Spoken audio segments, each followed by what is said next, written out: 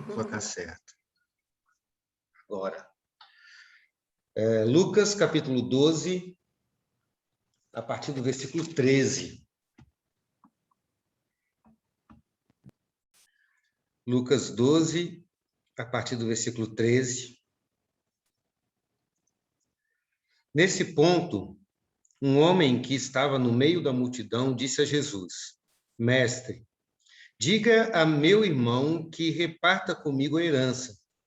Mas Jesus lhe respondeu: Homem, quem me nomeou juiz ou repartidor entre vocês?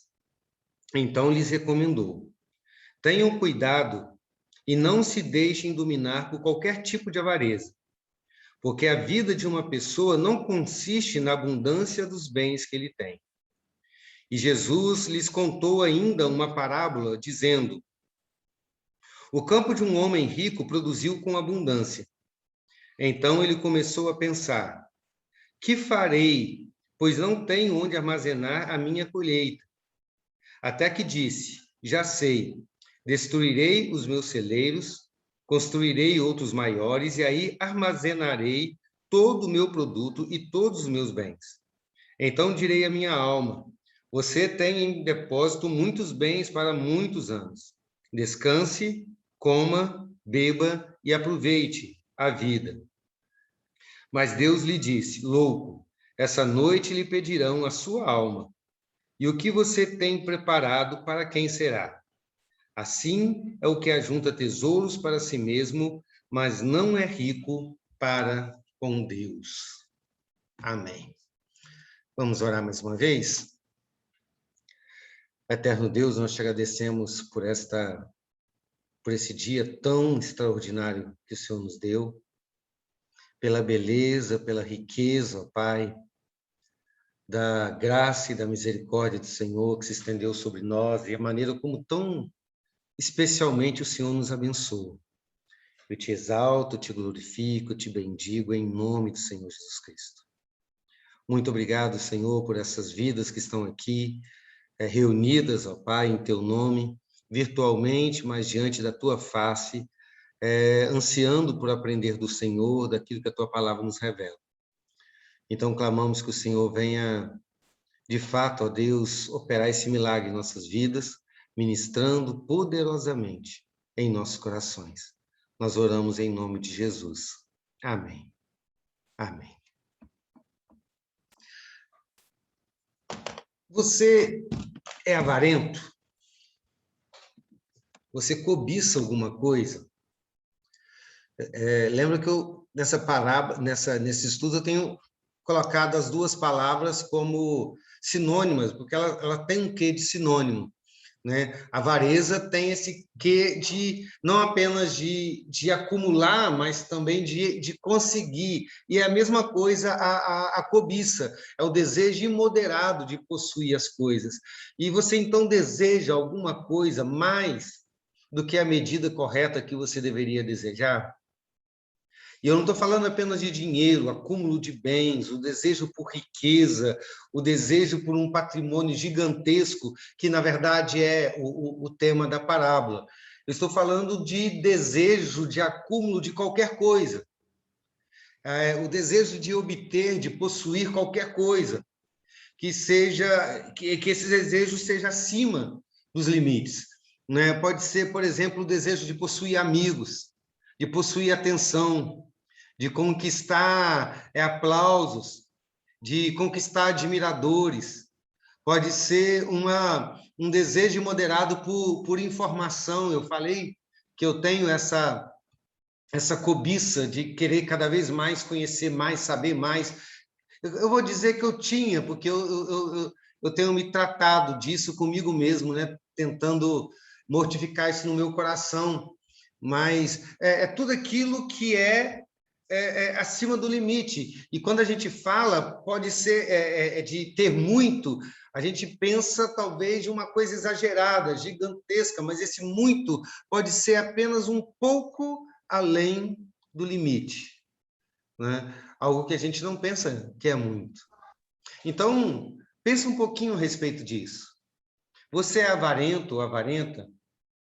você tem cobiça por alguma coisa, tem um desejo imoderado de possuir alguma coisa, de ter mais, de não perder o que tem. Você tem certeza dessa resposta sua? Você já investigou o seu coração o suficiente para que você possa ter certeza dessa resposta? Você saberia me dizer, sem sombra de dúvida, em quais áreas o seu coração cobiça? Em quais áreas há avareza na sua alma? Você já se preocupou em identificar isso no seu coração? A maioria das pessoas não. Porque a maioria das pessoas não consegue perceber a gravidade do que é a avareza, do que é a cobiça. A maioria das pessoas não conseguem perceber que isso, de fato, é um problema muito sério. Certo? A gente percebe a avareza ou a cobiça como algo sério quando ela é exagerada. O exemplo do tio Patinhas que nós demos no início, né? Daquela pessoa que faz um super caixa forte e nadar no dinheiro é o seu hobby, é o seu prazer. Ou daquela mulher que, para conseguir as riquezas daquela caverna mágica, ela perde seu único filho.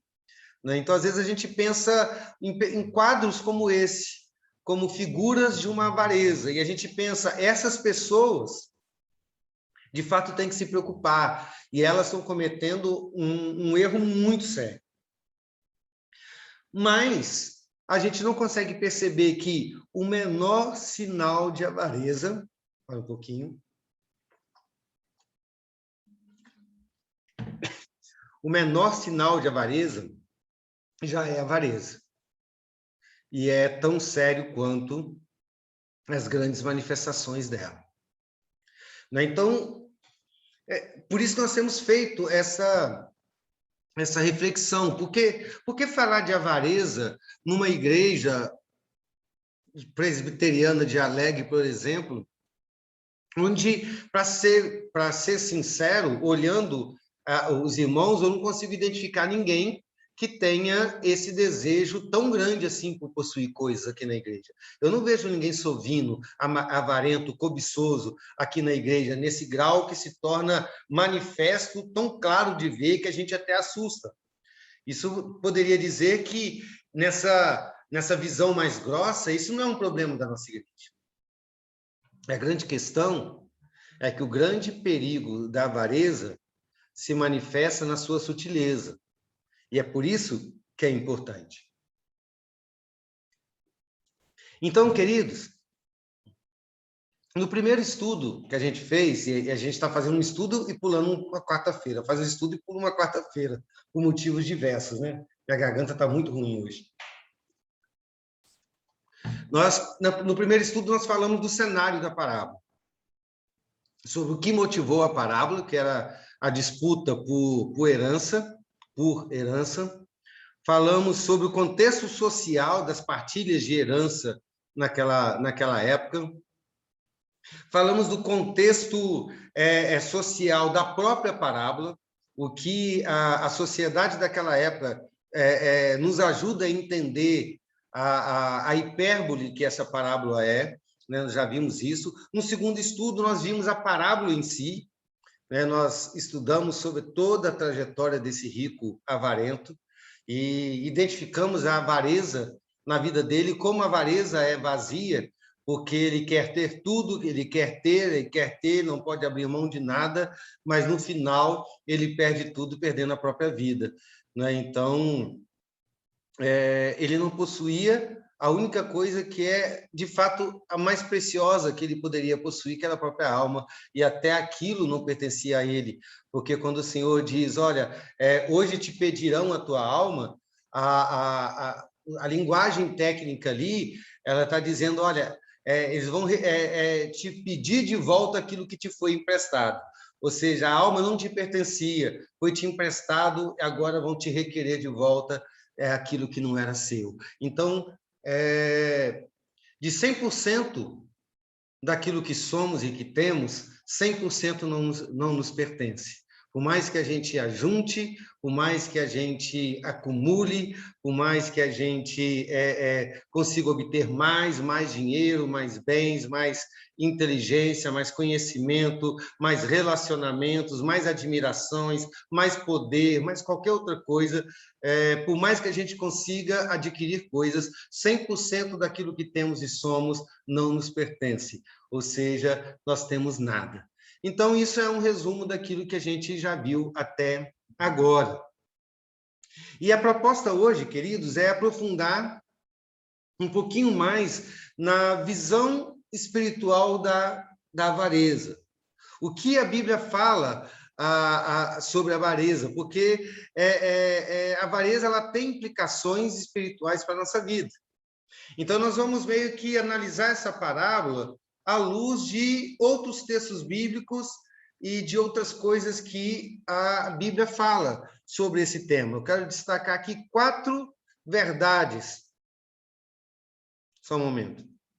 4 verdades a respeito da avareza. São verdades simples que a gente já sabe, provavelmente, mas que precisam ser destacadas aqui para a gente perceber como que a menor avareza é um problema muito sério.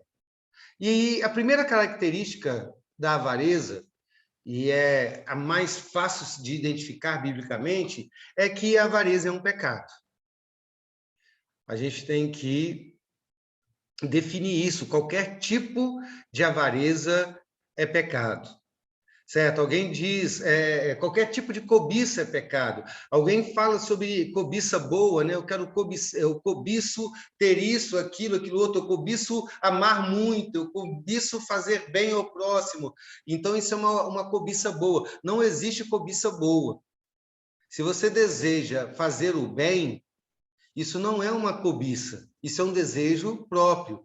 E existe limite para você desejar fazer o bem? Não existe o limite, então não existe cobiça, certo? Por mais que você deseje fazer o bem, o teu desejo é infinitamente menor do que o desejo que Deus tem de que você faça o bem. Eu desejo servir a Deus, então eu cobiço servir a Deus. Não, você não cobiça, você tem um desejo, né? Mas você não cobiça isso, porque a cobiça, essencialmente, ela tem que ser negativa, porque é um desejo além da medida, é um desejo numa medida que você não pode ter.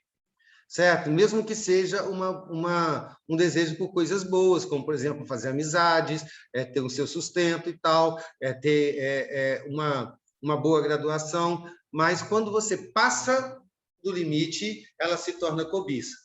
Volto a dizer, tudo aquilo que é de Deus, ele não existe limites para o seu desejo. Então, não se trata de uma cobiça, mas se trata, sim, de um desejo legítimo e que, por mais que a gente ache que é grande, ainda é infinitamente menor do que aquele desejo que a gente deveria ter, né? Tem que ser muito mais do que aquilo que a gente tem. Mas o 10º mandamento, que está lá em Êxodo, capítulo 20, versículo 17,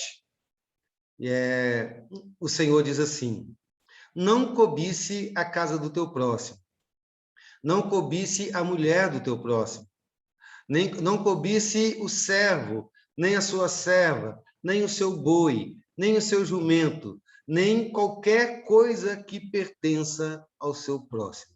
Ou seja, não deseje nada que não é para você. Não deseje acima do limite qualquer coisa que não é teu. Não seja avarento. Não anseie por tomar posse daquilo que nunca poderá ser seu. É meio o que acontece com o personagem dessa parábola, tanto aquele homem que quer ter a partilha da herança acima da sua relação com seu irmão, e também é o desejo do coração, é o que acontece com o personagem da parábola, quando ele anseia, acima de tudo, por possuir uma riqueza que ele não consegue armazenar. Ou seja, claramente acima de qualquer limite do que ele poderia ter. não é? Sendo, então, necessário que ele compartilhasse aquilo, mas ele não quer compartilhar, aquilo pertence a ele, no coração dele, e só a ele. Então, ele comete esse pecado de ansiar, de desejar mais do que era necessário. Então, a primeira coisa que a gente tem que definir é avareza, qualquer tipo de avareza, avareza de qualquer coisa, avareza em qualquer grau, é um pecado. E alguém pode definir para mim o que é um pecado, para a gente só trazer para a nossa memória a gravidade disso? O que é um pecado? A gente sempre tem que recordar isso.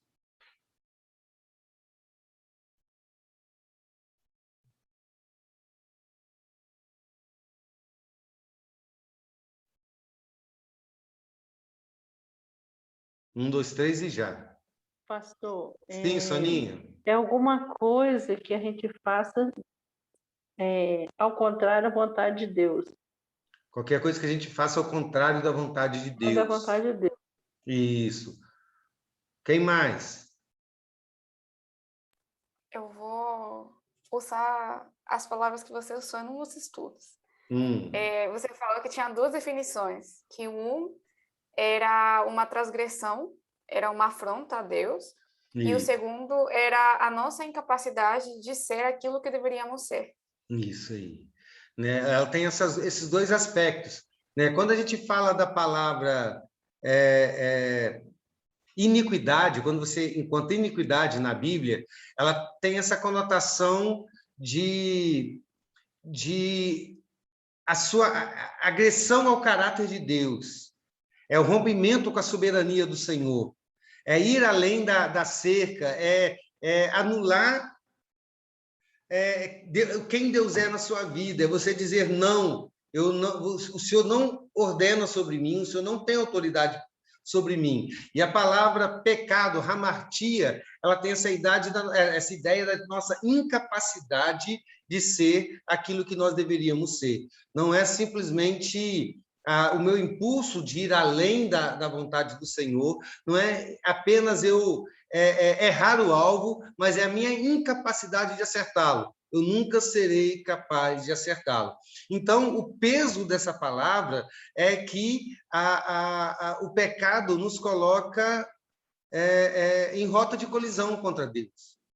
Não é? Agora você imagina o ser humano tão minúsculo em rota de colisão quanto Deus Todo-Poderoso, que tudo é. Não é? Nós somos esmagados nessa batalha. Não é? Então, a gravidade do pecado é a gravidade da cobiça ou da avareza.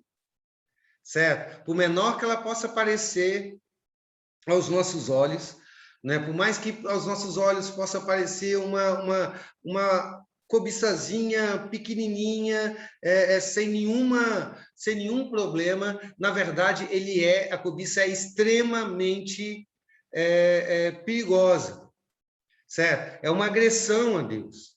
Agora, por que a cobiça é pecado? Pensa um pouquinho, por que a cobiça é pecado? Só porque Deus quer que seja?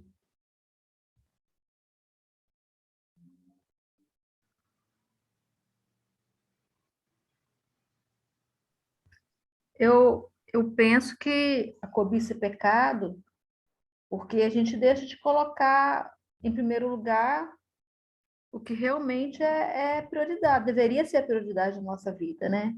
Quando a gente entende que Deus é que controla tudo, todas as coisas, fica mais fácil a gente seguir aquele mandamento, né, de buscar em primeiro lugar o reino, né? O reino, o seu reino e a sua justiça, tendo a confiança de que ele vai nos suprir todas as nossas necessidades.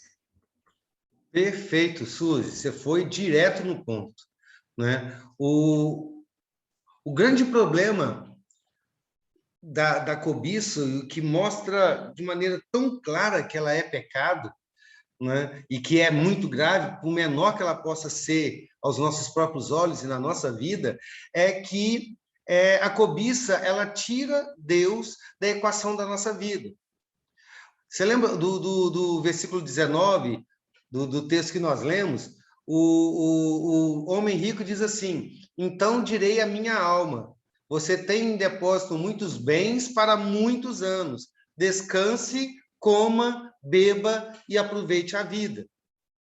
Se você olhar com atenção, você vai perceber que Deus não está nesse texto.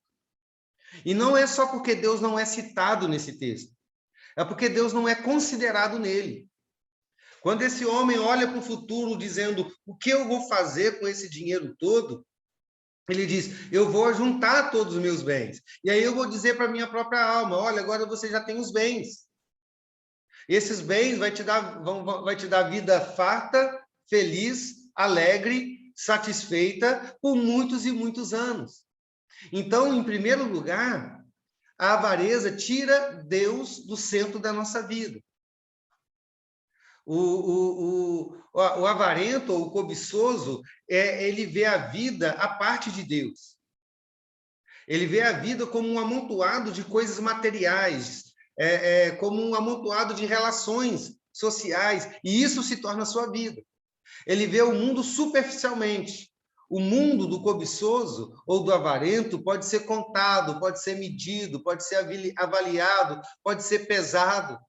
Sabe? É um mundo que pode ser mensurado, porque são coisas materiais, são coisas apenas dessa vida, né?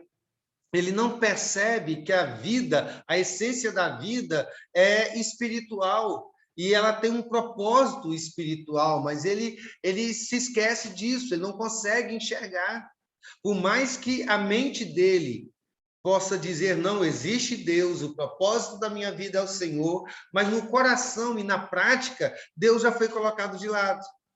Não é? Então, ele abandona o seu Deus. Não é? E, ao abandonar o seu Deus, o que ele faz? Ele entroniza outro Deus. E esse Deus que se torna o Deus da sua vida é o objeto do seu desejo, é o objeto da sua cobiça, é o objeto da sua avareza, né? É como se fosse o tio Patinhas, ele coloca a sua moedinha número 1 num altar e adora a ele. Porque todo cobiçoso confia naquilo que ele tem ou que ele deseja ter, dizendo que se tiver isso, ele vai ser feliz. Pensa se alguma vez você já pensou assim, né? Não, se eu conseguir a graduação, se eu conseguir o mestrado, se eu conseguir o doutorado, aí eu serei feliz. Ou se eu conseguir um emprego tal que ganha tanto, aí eu vou ser feliz. Se eu conseguir esse poder, ou se eu conseguir ter a casa dos meus sonhos, se eu conseguir ter a conta no banco com 5, 6, 7, 8 dígitos, aí eu serei feliz. Ou seja, a gente transfere para as coisas, para os acontecimentos, para os nossos alvos, a fonte do nosso sustento, a fonte do nosso prazer, a fonte da nossa alegria, a fonte da nossa existência, não é? Então, isso se torna Deus, porque, na verdade, a fonte real de todo prazer, de toda satisfação, de toda saciedade, de toda alegria, é o Senhor. O pensamento correto é: quanto mais de Deus eu tiver, mais feliz, mais satisfeito, mais pleno eu serei. E toda vez que eu penso, se eu tiver isso, eu serei feliz, então eu abri mão de Deus e entronizei isso na minha vida. Mesmo que eu não perceba que eu estou entronizando, mas foi de fato o que eu fiz, né? Eu tirei Deus do centro da minha vida e estabeleci esse objeto do meu prazer como o centro, o Deus da minha vida. Fala, Liz Keila. Pastor, eu tenho uma dúvida. Acho que eu vou chamar assim, pronto. Eu não sei se eu estou conseguindo entender essa questão da cobiça. Certo. Porque, pelo que você está falando, me dá a impressão de que ele seria meio que o começo daquelas coisas que Paulo chama lá na frente de obras da carne. Também. Porque você começou a definir, né, o que era essa cobiça, como isso acaba nos dominando e tomando o lugar de Deus, como se ele fosse a fonte de toda a nossa felicidade. E quando você explicava sobre as obras da carne, você justamente falou sobre isso, como essas obras partiam de desejos bons, que passavam do limite, que passavam daquilo que a gente deveria receber naquele momento, e então se tornavam o nosso Deus. Então, meio que poderia concluir isso, que ele seria meio que o começo dessas obras da carne? Isso. Na verdade, todo pecado ele tem fonte numa cobiça. Quando uma pessoa cobiça tanto sexo a ponto de abrir mão da castidade ou da fidelidade no casamento, aquilo se tornou um Deus para ele, porque ele desejou além da medida, a ponto de não conseguir esperar ou limitar aquilo que Deus limitou. Quando você fofoca, o que é a fofoca, senão o prazer de se projetar e valorizar através de uma notícia e que desmerece alguém, não é? Então toda fofoca é um desejo intenso de projeção, de autoafirmação, né? Então esse seria o segundo ponto que eu vou falar, e ali sempre ela me adianta, que a cobiça ela é pecado, e, em segundo lugar, a cobiça ela é fonte para outros pecados. Certo? Mas antes de falar isso, só um parênteses aqui para terminar, a pessoa, ela não... falando do pecado, como a cobiça se torna... traz outros deuses para si, não é só pensar nas coisas que a gente deseja como fonte da nossa existência ou do nosso prazer, mas é também como fonte do nosso valor, certo? Como fonte do nosso desejo, do nosso valor, da nossa projeção, não é? Todo avarento, todo cobiçoso, ele tem crise de identidade, certo? Ele perde a sua identidade de filho de Deus. Ele passa a imaginar que ele não tem valor em si mesmo, e que o seu valor é aquilo que ele possui, ou aquilo que ele deseja possuir. É aquilo que ele tem ou aquilo que ele deseja ter. Eu serei alguém quando eu me tornar importante, quando eu tiver esse cargo na empresa, eu serei alguém quando tiver essa posição social na sociedade, eu serei alguém quando tiver um cargo importante na igreja, não é? Então, isso se torna um Deus, porque a fonte do seu valor é aquilo que ele deseja, aquilo que ele possui, não é? Sendo que, na verdade, a fonte do nosso valor é quem Deus é em nós, não é? Então, isso é o primeiro ponto. O segundo ponto é que a avareza leva a outros pecados. A avareza em si é uma rivalidade contra a natureza de Deus, certo? Quando você se torna uma pessoa avarenta ou cobiçosa, você já ultrapassou o limite, certo? Quando você se torna avarento ou cobiçoso, você já não tem mais limite para conseguir aquilo que você quer. Lá em 1 Timóteo, capítulo 6, versículo 10, a palavra de Deus vai dizer assim, porque o amor ao dinheiro, e aí por dinheiro você pode colocar qualquer outra riqueza ou preciosidade que você possa ansiar, mas o amor ao dinheiro é a raiz de todos os males. Percebeu, Liz? É a raiz de todos os males. Alguns, nessa cobiça, se desviaram da fé e atormentaram a si mesmos com muitas dores. Então, todo pecado começa no desejo desenfreado por alguma coisa, certo? Numa paixão além dos limites por qualquer coisa que, às vezes, é ruim, né? Mas, na maioria das vezes, é boa. Mas, simplesmente, você anseia mais do que deveria ansiar. E você, por já ter passado o limite para a cobiça, você já passou a cerca, você já está no terreno do pecado. E quando você já está no terreno do pecado, qualquer outro pecado já se torna apenas mais um. você já ultrapassou. O primeiro passo, que é o mais difícil, sair da pureza para o pecado, da santidade para o pecado, do santo para o profano, certo? Mas quando você já pisou lá, isso é um pulo, certo? É um pulo para cometer um outro pecado. Aí você pode se tornar desonesto, você pode se tornar um mau amigo, você pode se tornar alguém que amaldiçoa outra pessoa, você pode se tornar uma pessoa que fere alguém, você pode se tornar uma pessoa que passa a perna em alguém para deixá-lo para trás, você pode se tornar qualquer outro tipo de pessoa. Porque você quer acima de tudo. É igual o carinha da Argentina lá dando cotovelada no nosso jogador, sabe? Você não tem mais limite, você quer aquilo acima de qualquer coisa. E você perdeu. Porque, na verdade, você perdeu.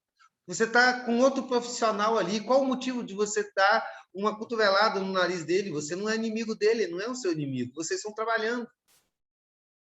Mas você quer acima de tudo. Né? E aí, numa empresa, por exemplo, você pode armar para que o seu concorrente tropece diante do seu chefe, o seu chefe veja o quanto ele é ruim, ou talvez nem seja, mas você armou para ele, porque você quer aquilo acima de tudo. Ou às vezes a gente nem arquiteta, mas na hora da reação, né, você pode ajudar o seu concorrente, você simplesmente não faz. Por quê? Porque você quer chegar primeiro. Né? Então, quando você cobiça, que já é um pecado, essa cobiça certamente vai te levar a outros pecados. Como, por exemplo, no caso do homem que pede a divisão da herança, né, por desejar tanto aquela herança, que já era um pecado, ele comete o outro pecado de estar disposto a romper com seu irmão, dividir a família. Ou como o personagem da parábola, que por ansiar tanto pelo dinheiro, ansiar tanto o dinheiro, ele não pensa, ele se torna insensível às necessidades de qualquer outra pessoa do seu lado. Ele se torna uma pessoa isolada, sozinho, que no final da sua vida não terá com quem repartir os seus bens.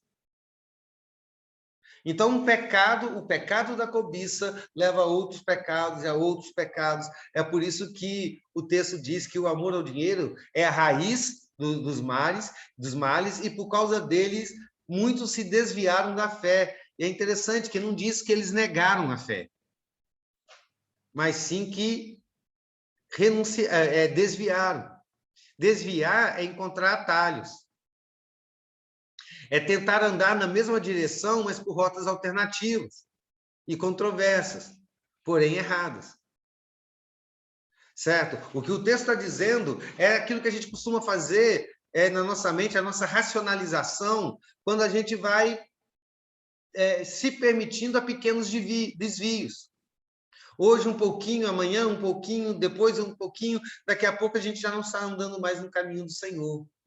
Por quê? Por pequenos desejos, por pequenas cobiças, certo? E isso vai cada vez nos afastando de Deus, principalmente porque a cobiça é um movimento na direção contrária do movimento de Deus, porque Deus não cobiça. O movimento de Deus não é de fora para dentro, no sentido de me dá, eu quero, mas sim de dentro para fora. Aquele que tem tudo, doou tudo que ele tem, doou a vida do seu próprio filho, certo? Mas o cobiçoso, ele vai no sentido contrário. Deus, ele entrega, ele oferta, ele oferece. O cobiçoso, ele retém, ele constrói celeiros maiores, ele gasta dinheiro destruindo celeiros pequenos para construir celeiros maiores, para não ter que dividir nada do que tem. Então, tendo um coração que está num sentido totalmente inverso do coração de Deus, enquanto o coração de Deus vem para dentro, ele vai para fora, a cobiça faz com que você se afaste do Senhor. E é isso que o autor da carta está dizendo. Terceira característica, que o tempo está acabando. E isso se torna muito perigosa também. Então, a primeira característica é que a cobiça é um pecado. A segunda característica é que ela é a fonte para todos os demais pecados. E a terceira característica da avareza, ou da cobiça, é que ela é um mal que tem sua fonte no coração do homem. E isso a torna ainda mais perigosa. Ela é um mal que tem a sua fonte no coração do homem. Na verdade, todo pecado é assim, mas eu queria chamar a atenção disso, porque às vezes a gente olha a avareza como atitude de avareza, ou a cobiça como atitude da cobiça. Por exemplo, quando a pessoa junta, você diz, olha, ali está a avareza. Quando a pessoa não tem dificuldade de abrir mão do que tem, você diz ali está a cobiça. Sabe? Quando a pessoa quer ter e ter e ter, e ele está numa busca desenfreada por ter cada vez mais, você diz, lá, ele está cobiçando, ele é avarento, olha como ele está levando a sua vida toda na busca por obter essas coisas. Então, nós acostumamos olhar para a cobiça ou para a avareza em termos de atitudes, ou da ausência das atitudes. Então, nós olhamos para nós e nós pensamos, eu não sou como essa pessoa. Eu não sou capaz de romper com meu irmão por causa de uma herança. Eu não sou capaz de destruir os meus celeiros, para aumentar os meus celeiros, para juntar uma fortuna que eu nunca serei capaz de gastar. Eu não faço isso. Eu não vivo em busca de mais e mais e mais e mais. Eu não estou aumentando os meus celeiros. Pelo contrário, eu agradeço a Deus pelo que eu tenho. E aí, às vezes a gente não consegue identificar que a gente é avarento. Lá em Marcos, capítulo 7, versículo 20 até o versículo 23, Jesus diz assim, o que sai da pessoa, isto é que o contamina. Porque dentro do coração das pessoas é que procedem os maus pensamentos, as imoralidades sexuais, os furtos, os homicídios, os adultérios, a avareza, a maldade, o engano, a libertinagem, a inveja, a blasfêmia, o orgulho, a falta de juízo. Sobre todos esses males vêm de dentro e contamina a pessoa. Então, a avareza, ela não acontece quando nós tomamos atitudes avarentas. Ela acontece primeiro dentro da nossa alma.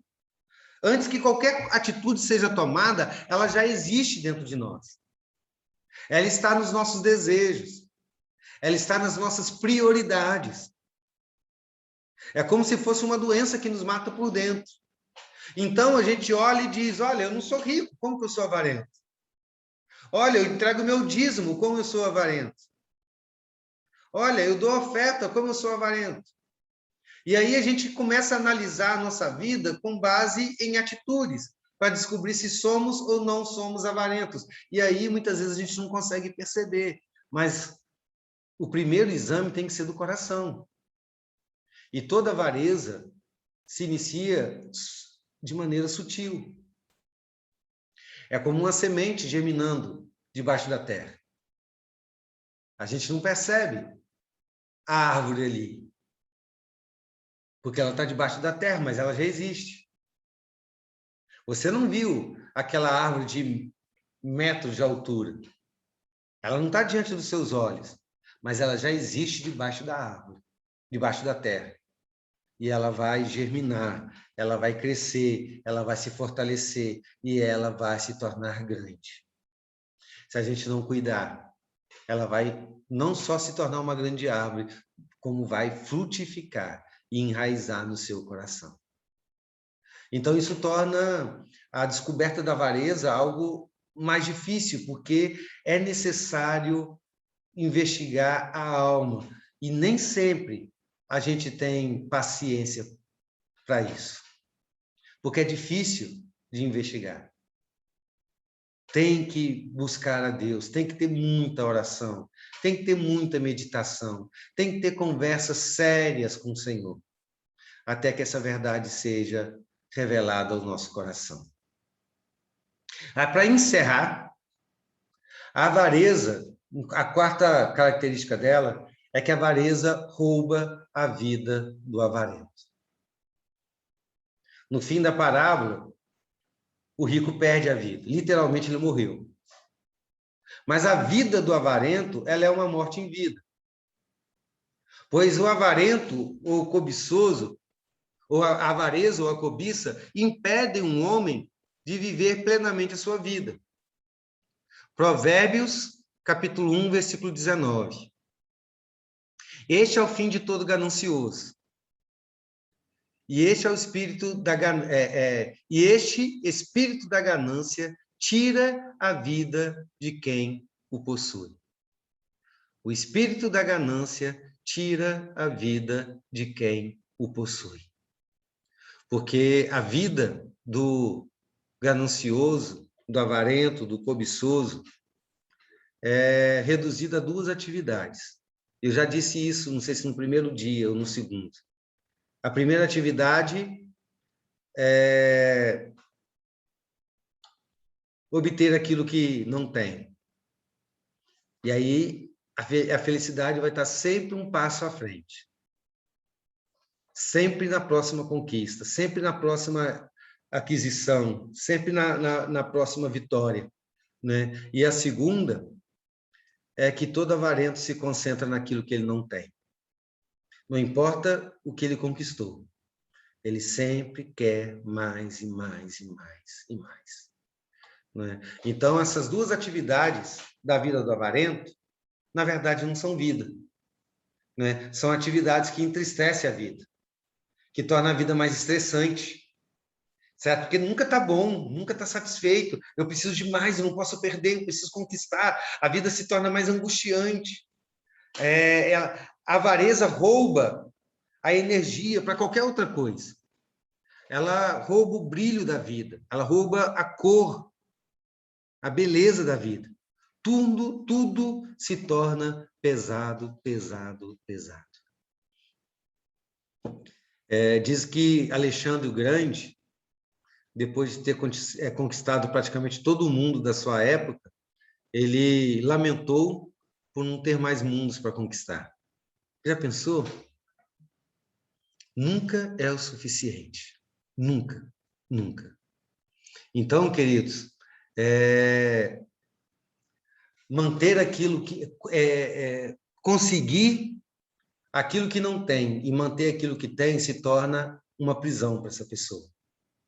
Ele não consegue gastar o que tem, não consegue desfrutar do que adquiriu, ele não viaja, ele não leva a esposa para almoçar fora, ele não tira férias, ele fica atormentado pelo medo do roubo, do prejuízo, dos imprevistos, não tem descanso, não é capaz de dividir, não é capaz de se relacionar. E ele não consegue se desvencilhar disso. Ele pensa que possui as suas riquezas, mas no fundo são elas que o possuem. E viver assim não é viver. Então, querido, você é avarento? Você tem cobiça? Você tem cobiçado alguma coisa? Você tem algum desejo imoderado de possuir, de ter mais, de não perder? Você tem certeza da resposta? Já investigou a sua vida o suficiente para ter essa certeza? Na semana que vem a gente vai terminar esse estudo, porque no final da parábola, Jesus conclui dizendo assim: assim é o que ajunta tesouros para si mesmo, mas não é rico para com Deus.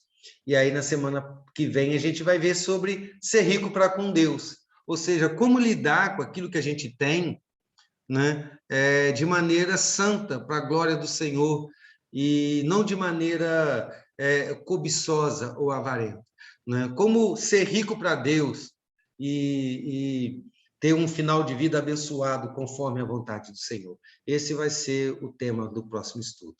Amém?